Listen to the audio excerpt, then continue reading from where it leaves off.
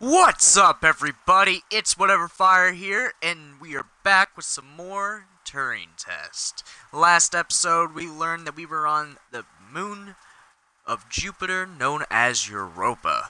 We also found out that there is a dangerous element or something that the crew has found and has required us to be cryogenically awakened. Now, let's continue into this puzzle world. See what goes on. What conditions should I expect to find the ground crew in? Daniel went missing days ago. Chris is presumed dead. We are expecting to find Sarah, Mikhail, and Sochi in a stable condition. Chris is dead? He was involved in an accident.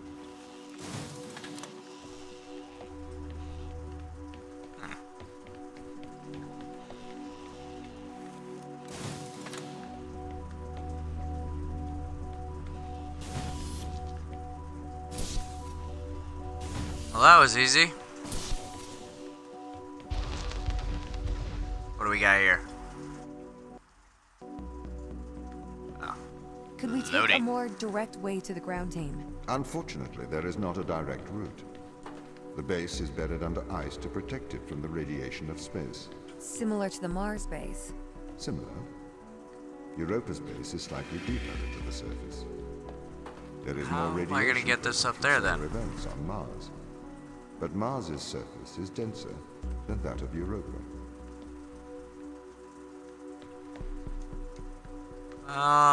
Okay, let's check out and see what we can do up here first. Because doesn't seem as much help yet. Ah! Okay.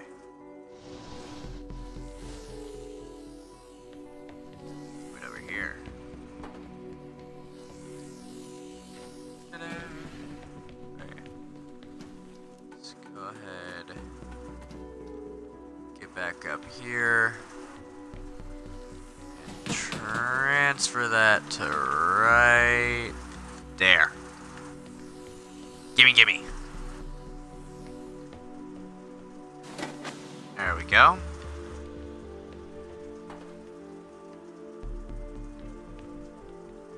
Now that needs to be put there.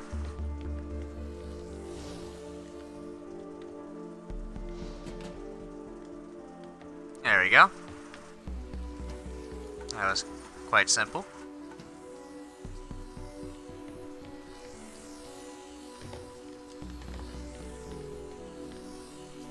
Come on, grab it. Thank you.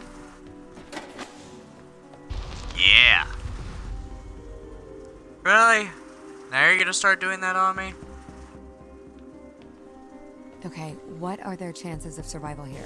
Oxygen, the food stores, waste management. Everything seems to be in order. There was a small problem with the food stores, but the crew Got fixed it. that up. We successfully down there? transitioned over to a sustainable, small, artificial ecosystem a year ago, growing fruit and vegetables. It helps boost morale, amongst other things. The crew members could hypothetically survive here for their whole lifetimes.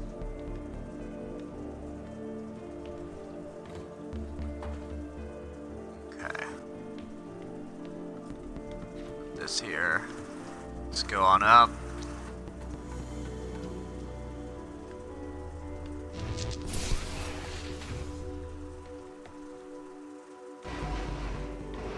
Ah, okay.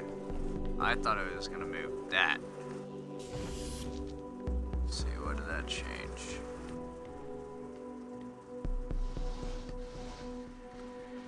So that doesn't even work. Does that fix it at all? No.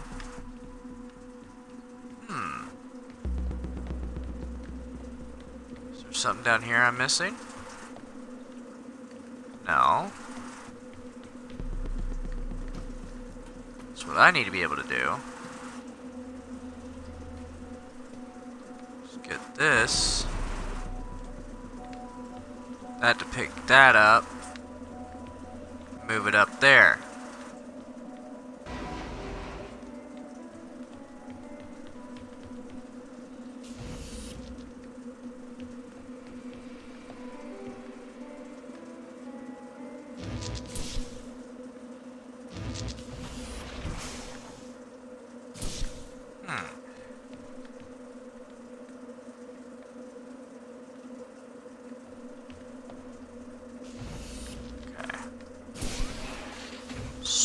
this.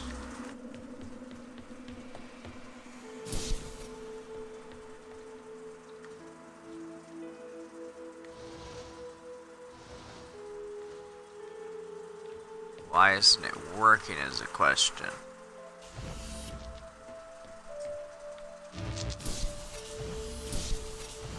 That doesn't change anything, actually. Which doesn't make any sense. You'd think it would do something. Even getting something taken away from it, you would think it would do something. I'm at a loss here. Because there's nothing in this room. Absolutely nothing. Does something have to be in this room for this thing to go up? No.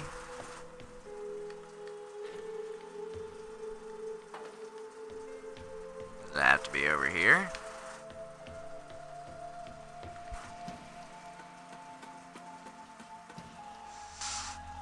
Because I see nothing powering that except for this. The only thing I can think of... No.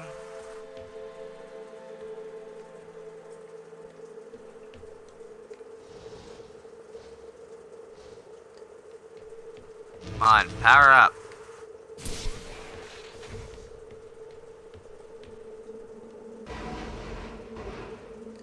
This actually makes no sense. Because there's nothing actually powering that. There is back here. That alone doesn't make any sense. I am at a loss. Oh, I forgot to grab that back. Come here. Come here. Thank you.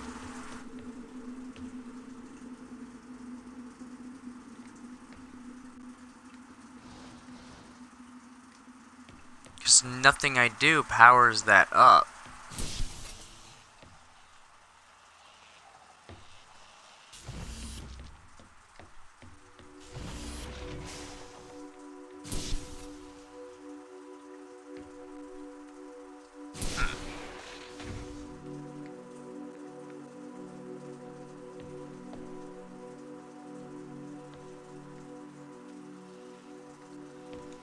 Why aren't you working? Is there something down here? No.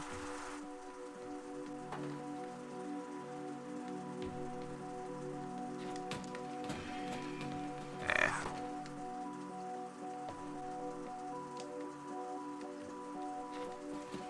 No? I am utterly confused on this. This makes no sense, because that thing won't work no matter what I do. There's nothing you can do in here.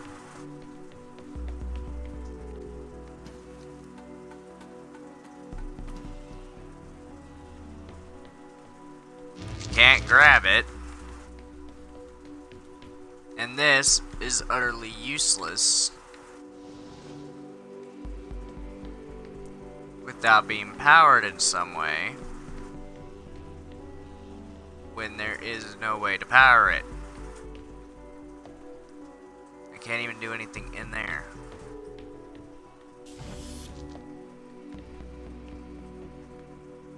There's gotta be something I'm missing.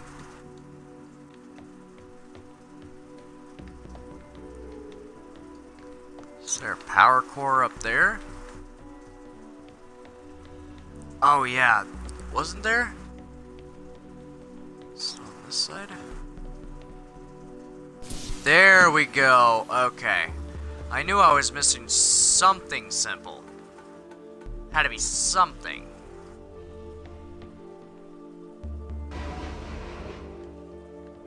Oh wait.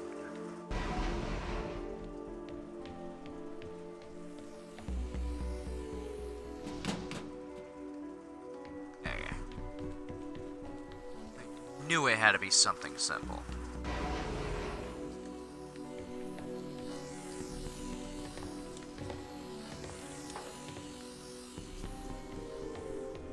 Okay. Put you in there. Just grab you and grab you. And put you in. Oh. I knew I was missing something. Something very, very simple. I just didn't think it was going to be that simple. Okay. My purpose as the overseer of this mission is to work for the ISA. I am the ISA's feet and hands. The distance between Jupiter and Earth make it inappropriate for the ISA to directly interface with the mission directives. As my AI core is stationed on Europa, I can make decisions instantaneously about the running of the base.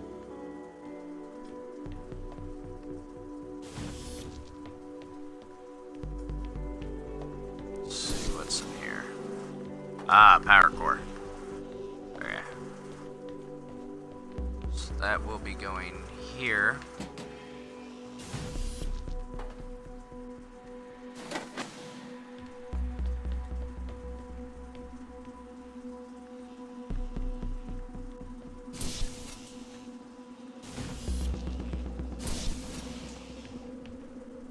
Ooh, dark.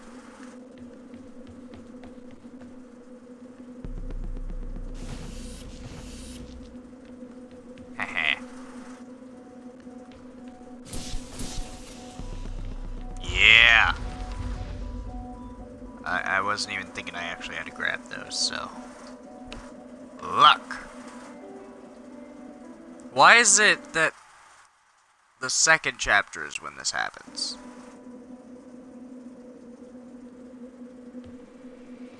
How does the ISA know you're gonna make the right decisions here when they can't communicate with us?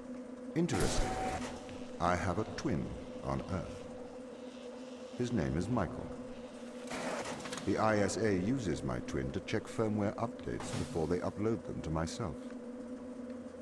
There is a simulation of this mission on Earth running at all times to check my expert systems. Naturally, as any modern artificial intelligence running on a quantum computer, I do also have a large amount of evolutionary algorithms at my disposal. However, they were deemed as too unreliable for general use in the mission. Why is that? Biological systems produce biological results. Messy, unpredictable solutions. Not suitable for such a mission. There we go. There you go. That's what I needed.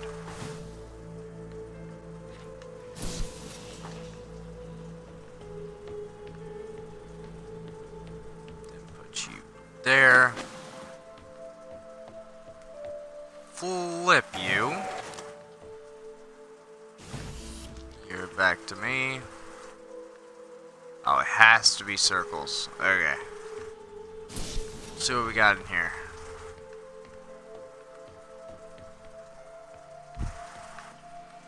Anything?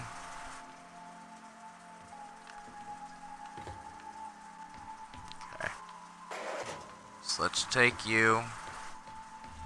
Put you upstairs.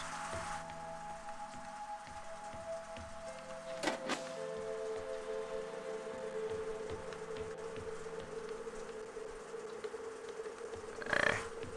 Let's switch these. Come here.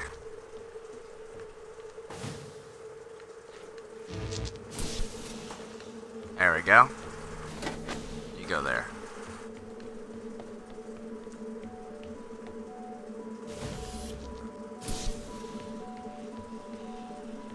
Okay. I can just take you, I guess. Throw you there. Throw you there. There we go. Does it every single time. It didn't do that at all in the first one. Okay, let's see how this is looking. If it looks any different.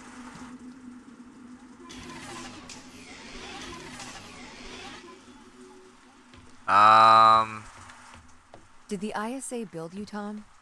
As the child of the ISA, I have been given Restricted authority area. aboard this station. I was designed by the ISA and the Ashiyama Corporation, designed in California, assembled in China. But here on Europa, I constructed myself.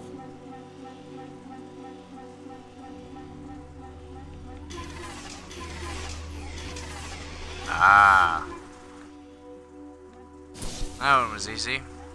What do we got here? Shall we have a polite conversation? Sure. Okay, I think you're a robot.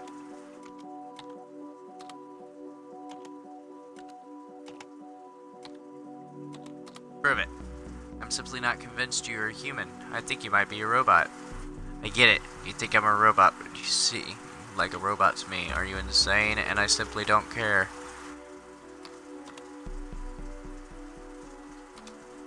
To me, your responses are predefined, suggesting you are a robot. I'm human. Yes, definitely a robot. You have no evidence. You have failed the Turing Test. You are a robot. I'm not in control. I'm a drone. I'm a robot. Now you're getting it. I'm controlled by my programming. I have no free will. If keys are pressed, it makes no difference.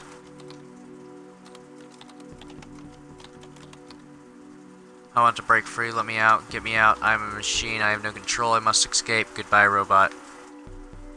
What the? Are you? I can't even go. Don't tell me that just spoiled the entire game. That would suck if that just ruined the entire game. Okay. But I'm doing pretty good on these Turing tests, it seems. Now this one's simple. Grab. And go.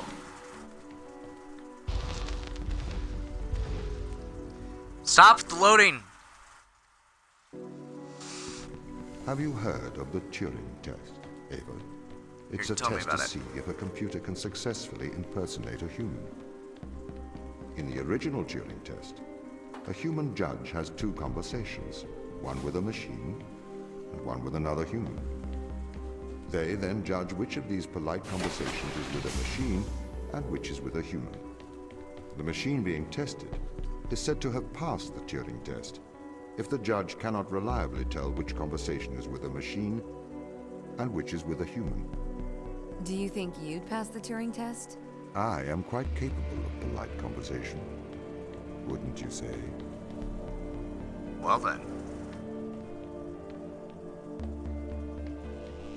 What do we got here? We got this ball. Now, I guess we take this off, drop this, put this here, take this, and go. Let's go ahead and drop that and grab this back.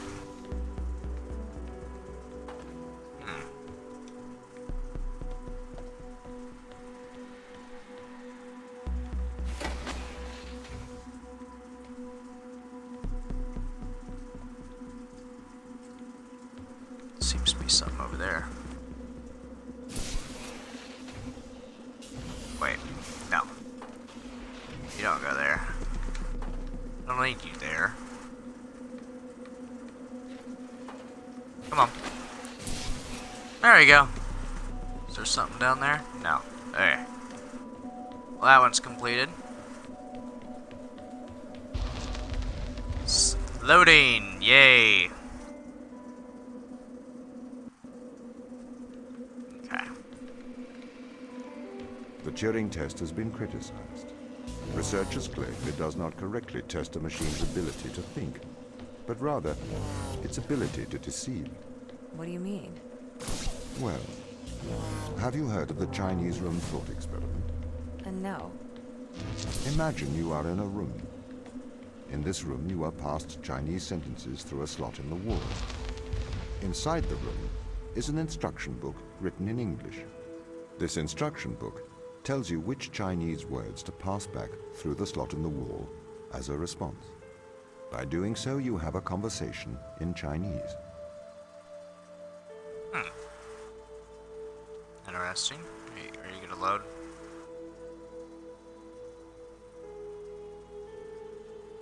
Please. Okay. In the Chinese room, because the responses you pass back through the door are the correct responses, the person on the other side of the door is convinced you are a native Chinese speaker. Well, they're wrong. Perhaps they are not wrong. Because with the instruction book, you are having a conversation. But the person stuck in the Chinese room is not aware of the conversation's content. This is the problem with the Turing test. A computer can pass the Turing test, having convinced a human they are having a polite conversation, while the computer has no idea that a conversation has taken place. What if both of the people passing Chinese words are reading from instruction Dang books?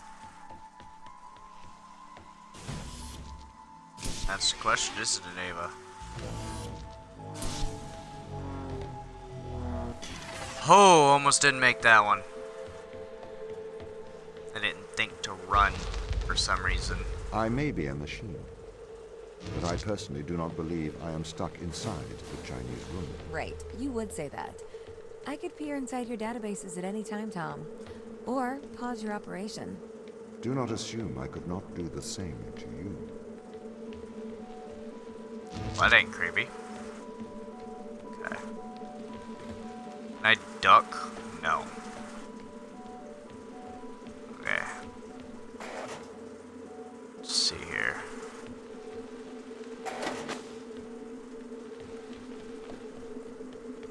I need to get it to you.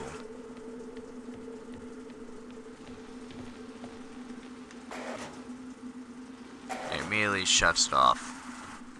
Where are you at? There you are. I had a feeling I'd find you there. Yeah. Let's go ahead and go on through. Get on back here, grab this, and go through the door. Look. Oh, wow. This No loading. is the crew's quarters. It looks abandoned. Let's go to the bathroom first. I do not see the need for so many cameras. Tom's presence everywhere is slightly oppressive. I understand the need for transparency, but why is he in the toilets? Well then. Oh, I see picture. Is that the... No, it's just walking. Well, it can't get in there. Don't touch. This is the 5th time. Huh. Okay. What do we got? Sarah Brooks and Chris. We can go into Sarah's and we can go into Chris.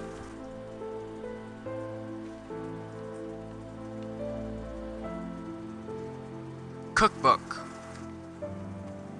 Are these all cookbooks? Those are all cookbooks. Ah, yes. Let's see. Because we care. That's always nice.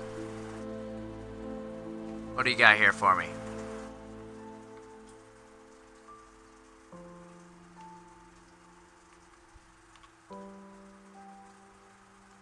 Can I just take that? No? Okay. Hey, Dougie. What you got here? Dear Tom, knowing that you're always watching, I thought I would write you a letter. As you no longer reside in my mind, I've decided to transfer my thoughts to text. I want to do so in the form of a history lesson. A lesson that perhaps you'll find condescending, but it's likely more for my sake than yours. Alan Turing is considered a father of theoretical computer science and artificial intelligence. Perhaps a lesser-known part of his life was his contributions to the field of biology. Why do you suppose his interests lay in these two disparate fields? I assume it was because he believed the world to be logical and understanding. He was a mathematician. He seemed to believe that the great complexity of the universe could be explained with simple rules. 2 years before his suicide in 1952, Alan Turing developed something called reaction diffusion systems. Inside the academic world, this work is cited more than his work on computers. It can be generally formalized as a one-line equation. I'm no mathematician, however, in plain English, this equation describes things that wish to diffuse, however, also react with each other during this process. I am sure this sounds strange to you, or at very least tangentially to our lives here on Europa. What relevance does it have to anything here?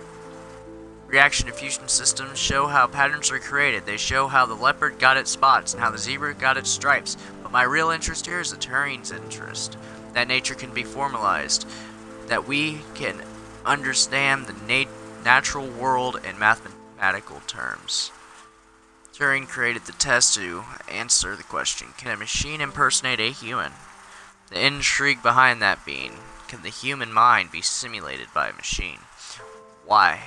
Ask that question to prove that the human mind is a machine. I'm not sure that is Turing's opinion, however. Concerning consciousness, he states this. According to the most extreme form of this view, the only way by one which could be assured that a machine thinks is to be the machine and to find oneself thinking. One could then describe those feelings to the world, but of course no one would be able to justify in taking any notice. Likewise, according to this view, the only way to know that a man thinks is to be that particular man. If the human mind exists within the physical world, it obeys the same rules of physics and chemistry as every other thing in the world. Therefore, like all the nature, it is merely reactive. It is curious that nature would create, through the mechanics of determinism, creatures that believe they have free will. Conversely, I suppose, if we conclude that we are all machines, we only came to this conclusion in a predetermined manner. We cannot claim credit for our discovery, as it is just a product of nature's genius, not our own. A humbling idea, I think, behaviorism. Maybe we are more similar than we think. Sarah. Interesting point there, Sarah. Very interesting. What do we got here? Strange thermals on the west side of the crater. I guess we're going to be going to the west side of the crater. Is that all you got for me? Yep. Okay. What you got, Chris? Is that... Oh, no. It's just a bed. Okay, thank God.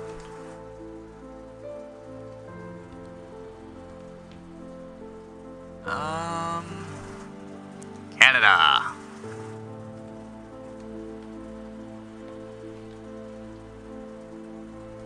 There's him and his brother, Daniel. Can't make those out. Sticky notes everywhere. Okay. What you got for me? It's locked. Okay. Russian.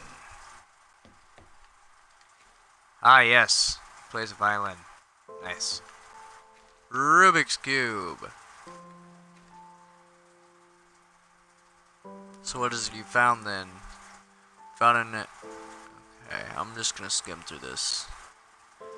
Yeah, no, I'm gonna read it. We found an extremophile that survives massive doses of radiation. Radiation damages DNA. The extremophile has a virus living inside it. The extremophile scavenges DNA from other organisms, which the virus uses to repair the extremophile's damaged DNA. Essentially, they work together to survive in what's called a symbiotic relationship. So what's the implication? What does it do? In some ways, it's an immortal relationship. It doesn't seem to age biologically. Aging and death are ultimately caused by DNA damage. We have the ability to fix our DNA, but that ability is limited. This organism can repair damage caused by massive doses of radiation. If we could harness this power, we could potentially eliminate biological aging, which is known as senescence. So you found something that can make humans immortal? Not exactly. There are many causes of death Other than DNA damage, it would not save you from trauma, from brain damage, from cardiac arrest, etc. But it could potentially cure cancer and many genetic diseases, massively increase life expectancy. Well, that'd be nice. You able to live forever? Pictures are kind of weird. Forced, almost. Bonsai tree. Oh, wedding ring. Yeah, all these pictures seem fake. I don't like that thought. Okay. We've been studying organism I-19. Please find attached scanning electronic microscope image, which appears to show phyllis formation. We hypothesize that this is the stress response due to high levels of radiation. We plan to infect a human cell line with organism I-19 before irradiation experiments with flow cytometry. Would this be appropriate? It would be great if we can get a department to look at the SEM image. Interesting. Alright, I'm not gonna read all this. There's a lot to read, and I'm sure there's a lot of it. Okay. Let's go ahead and check it out. Oh, I know. Oh. Hey. So that was the Japanese dude. This is the Russian.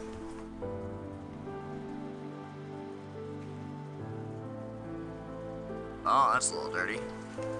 Ah, he's a painter. I was talking about this. I know those were drugs. What kind of drugs you got?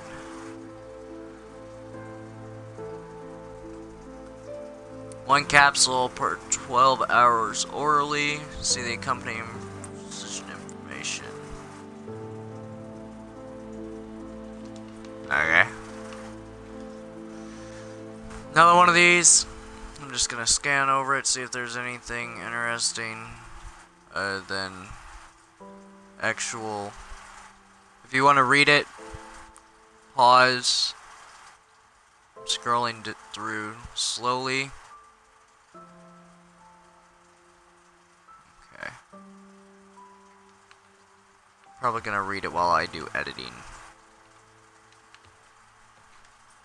Okay, so he was a painter.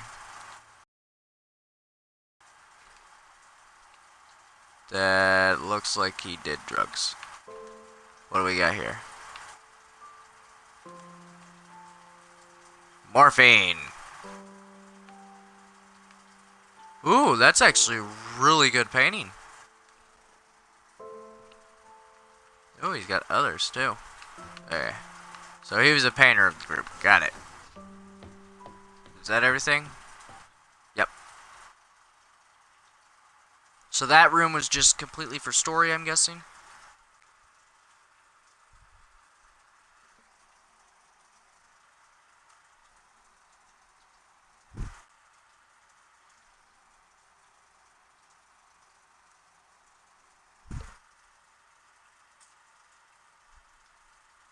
Okay, come on, load up.